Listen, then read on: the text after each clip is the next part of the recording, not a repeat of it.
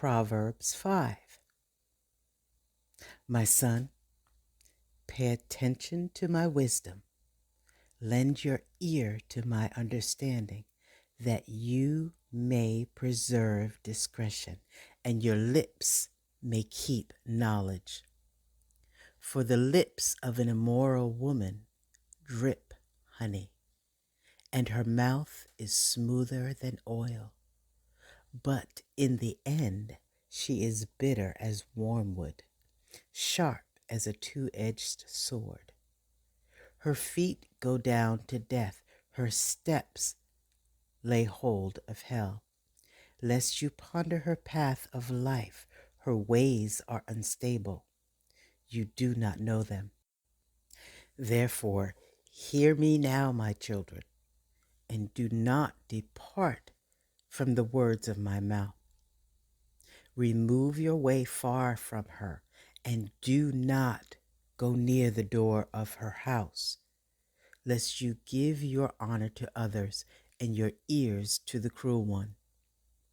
Lest aliens be filled with your wealth, and your neighbors go to the house of a foreigner, and you mourn at last, when your flesh and your body are consumed, and say, how have I hated instruction, and my heart despised correction? I have not obeyed the voice of my teachers, nor inclined my ear to those who instructed me.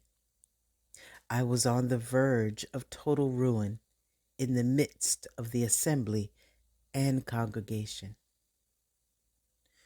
Drink water from your own cistern, and running water from your own well. Should your fountains be dispersed abroad, streams of water in the streets? Let them be only your own, and not for strangers with you. Let your fountain be blessed, and rejoice with the wife of your youth. As a loving deer and a graceful doe, let her breasts satisfy you at all times, and always be enraptured with her love. For why should you, my son, be enraptured by an immoral woman, and be embraced in the arms of a seductress? For the ways of man are before the eyes of the Lord, and he ponders all his paths.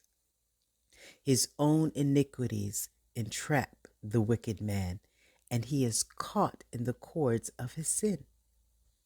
He shall die for lack of instruction, and in the greatness of his folly he shall go astray.